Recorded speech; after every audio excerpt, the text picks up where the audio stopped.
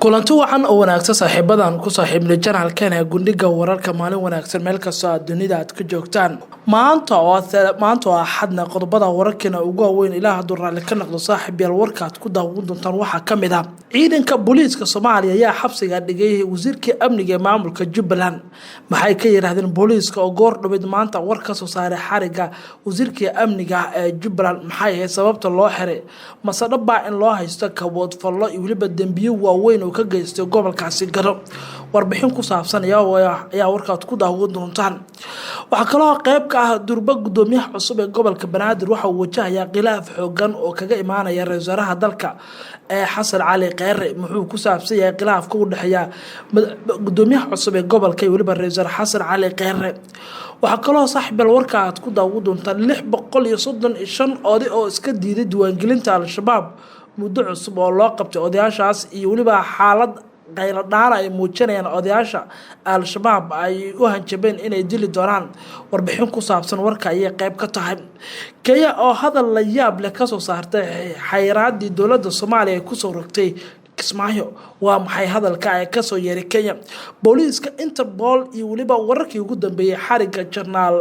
Cabdirashiid Janan oo ay baadi goobayaan u diyaar garooba qodobadaas iyo kuba kale warka inaad ku daawataan waxaa soo kor maraya xariga loo geystay wasiirka amniga ee Jubbaland oo shalay ciidanka ammaanku ay ku xireen magaalada Muqdisho kadib markii diyaaradda asaga uu saarnaa ee transit ku helay magaalada Muqdisho taasoo keentay in la qabto iyo waliba waxa ay booliisku ay ka yiraahdeen ayaan eegi doonaa markan iyo sidoo kale Ethiopia iyo Kenya oo ayna siyaabo kala duwan arintan kaga hadlay iyo booliiska Soomaaliya intaba booliiska Soomaaliya ayaa garoonka diyaaradaha aadan cadde magaalada Muqdisho ku xiray wasiirka amniga Jubbaland Cabdirashiid Nuur Janan sida ay la wareedin lagu kalsoonaan karo janaalkan gundhiga wararka ay xaqiijiyeen xarigiisa ayaana ahaa mid shalay lagu qabtay garoonka diyaaradaha wasiir Janan ayaa waxa uu ka mid ahaa waxa uu ka yimid deegaanka Doolo ee gobolkaas Gado waxaana ku sii socday magaalada Addis Ababa ee dalka Ethiopia asagoo Muqdisho ka raaci lahaa diyaaradda Ethiopia Airlines sida ay xogtaan ku helnay go'aanka dowladda Soomaaliya oo ah in diyaarad kasta ay ka baxaysa ama tagaysa Kismaayo inay soo marto magaalada Muqdisho ayaa Janan ku qasabtay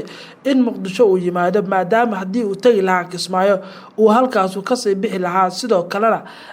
qasab ay ku noqotay in halkan uu soo gaaro magaalada Muqdisho maadaama inta badan diyaaradaha dalka ka jira ay qaateen amarka dowladda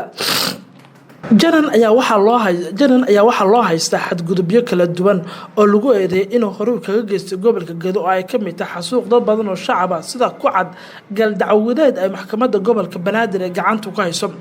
waxa jira dacwad oo hore ugu soo oogeen xiraalinta qaranka oo la xiriira maxaabiis 4 qof ah oo sanadkii 2015 ku dilay Doolo kadib markii xabsiga uu kala baxay sida lagu eedeeyay hase yeeshee maxkamadda gobolka Banaadir ayaa baabisay dacwadda 30 Abriil 2019 kadib markii sida la sheegay ay ka laabteen xeer ilaalinta si kastaba wararka ayaa sheegaya inay jiraan eedeymo kala duwan oo loo haysto Cabdirashiid Janan kuwaas aan wali aan cadeyn eedeynta laakiin ciidanka ammaanka ayaa hadda xabsiga dhigay gacanta dowladda inuu ku jira haddaba General Zakiyo oo taliye ku-xigeenka booliiska Qudheer ayaa war ka soo saartay xariga taliye ku-xigeenka ciidanka booliiska Soomaaliya General Zakiyo ayaa xaqiijisay in ciidanka booliiska Soomaaliya shalay ay xireen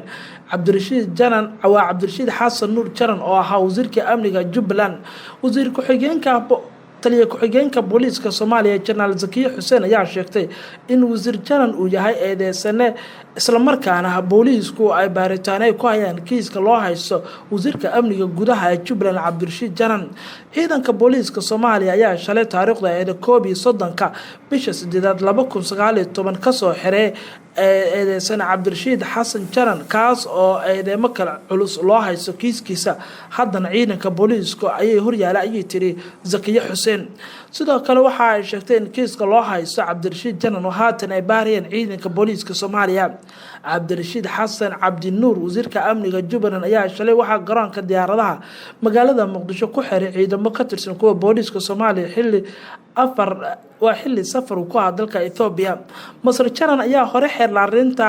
ka ruqsa qaatay inkastoo warqad ka soo baxday maxkamadda gobolka Banaadir bishii Abriil amarka lagu soo xiri lahaa lagu baabi'iyay وهاجاج هذا بقى إصلاح حركة وزير كأمن جايان كوجري جناية إثيوبيا مية شرقة شعب الرشيد jaran maadaama Ethiopia la sheegayo inay tahay dowlad markan saaxiib la ah dowladda federaalka Soomaaliya.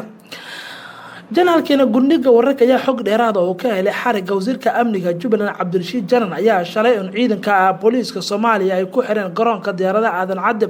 Janan ayaa markii la soo xiray waxa uu ka yimid magaalada Doolow ee gobolka Sagado asagoo oo ku socday magaalada Addis Ababa balse transit ku ahaa Muqdisho. Ila wareedyo ku sugan maamulka Jubbaland ayaa janaalkeena gundhiga wararka u sheegay in Janan oo ay daraad u yeertay dowladda Ethiopia si uu u yimaado magaalada Addis Ababa asagoo la sheegay in lagala hadli lahaa arrimo ku saabsan Jubbaland.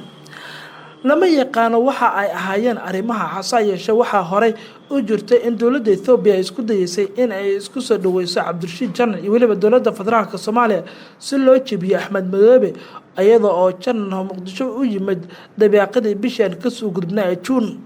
waxaa sidoo kale xusid mudan Janan oo haysto baasaboor dalka Ethiopia sidaa darteedna farsamo ahaan uu yahay ama sidaa darteed uu yahay muwaadin u dhashay wadanka Ethiopia. sidaan xogta ku helnay Master Janan ayaa Ethiopia u sheegay inuu u yimid Addis Ababa in ay ku wargeliyaan inaysan jiri doonin diyaarad toos ah oo ka soo bixi doonta Kismaayo kadib xayiraadii ay saartay dowladda Soomaaliya. waxaa sidoo kale loo sheegay in dhulka uu soo maro balse uu diiday asaga. markaas kadib ayaa Ethiopia waxay u sheegtay Janan inuu tago Muqdisho kadibna halka uu ka soo raaco diyaaradda Ethiopia Airlines taas oo aqbalay balse markii uu yimidna ay xirtay dowladda federaalka.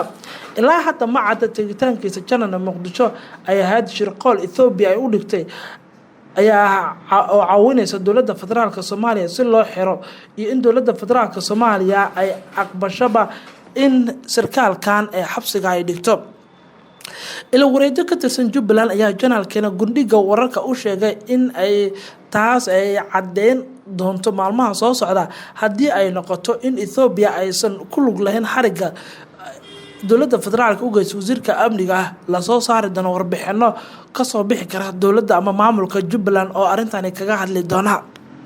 hagaag haddaba xariga wasiirka amniga iyo wax alla wixii ku soo kordhay saaxiibayaal isla janaalkeena ee gundhiga wararka ayaan idinku soo gudbin doonaa. markan aan eego khilaafka Cumar Finish iyo waliba Rasaar Khayre oo durba soo shaabaxay xilli Cumar Finish xafiiska uu joogo maalmo un yar oo kooban kadib markii xafladda caleema saarka asaga lagu caleema saarayay xitaa laga waayay xubnaha wasiirada xukuumadda ku jira oo aysan ka soo qayb galin. gudoomiyaha cusub ee gobolka Banaadir ahna duqa magaalada Muqdisho Cumar Maxamed Maxamuud Cumar Finish oo si rasmi ah shaqada u bilaabay xarunta dowladda hoose gobolka Banaadir ayaa durba wajahaya caqabado xoog leh oo kaga imaanaya xiriirka kala dhaxeeya ra'iisul Soomaaliya Xasan Cali Khayre. janaalkeena gundhiga wararka ayaa ogaaday in Xasan Cali Khayre iyo Cumar Maxamed Maxamuud Cumar Finish uusan u dhaxayn heshiis isla markaana ay ku kala taagan yihiin kala aragti duwanaansho iyo waliba in madaxtooyada Soomaaliya kor ka ilaalinayso Cumar Finish gaar ahaan dhanka madaxweynaha xafiiska madaxweynaha. khilaafkan oo salka waxa uu ka hayaan ciidamada maamulaya aqalka dowladda hoose iyo waliba go'aanka amniga Muqdisho ayaa sababtay in labada mas'uul ay isku fahmi waayaan. Cumar Finish oo duqa magaalada ayaa dalbaday in xilka laga qaado taliyaha qaybta guud ee booliiska gobolka Banaadir Saadaq John. Cumar Finish waxa isku maandhaafeen arrintaasi ra'iisul Soomaaliya in Saadaq John xilka laga qaado sidoo kale aqalka hoose dowladda xamar amnigeeda lagu wareejiyo asaga. duqa Muqdisho ayaa sheegay inuusan la shaqeyn karin Saadaq John oo amniga Muqdisho lagala xisaabtami doono gobolka Banaadir in asaga lagala xisaabtamo amniga gobolka.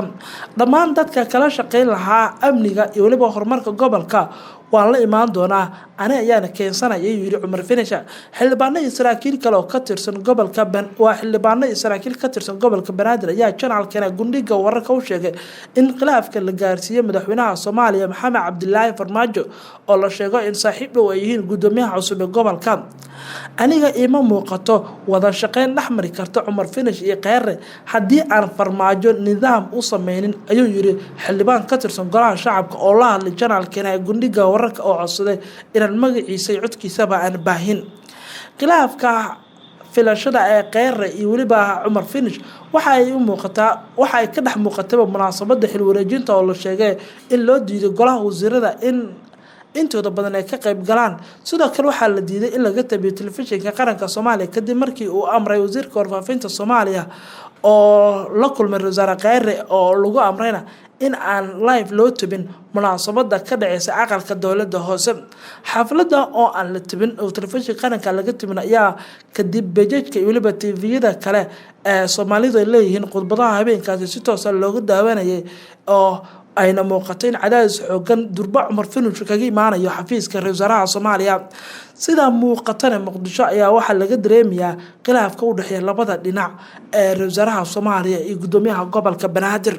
mana cadda sida khilaafkan iyo waliba habka loo xalin doono intaba walina ma jirto madaxweynaha Soomaaliya loo xaqliyo in uu saaxiib dowladda Cumar Finush arintan ma soo faragelin warbixintan ugu dambaysa 635 oday oo iska diiday diiwaangelinta al-shabaab markan waxay wajahayaan caqabado waaweyn iyo cabsi al-shabaab ayaa markale war cusub soo saaray tirada ergada ay soo dooratay xildhibaanada baarlamaanka Soomaaliya ilaa hadda ay diiwaan geliyeen deegaanada ay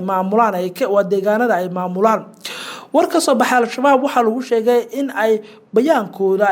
ay ka jawaabeen 635 oday kuwaas oo diiwaan geliyeen al-shabaab sidoo kale al-shabaab ayaa la sheegay in ilaa hadda deegaanadooda ay iska diiwaan geliyeen in ka badan 263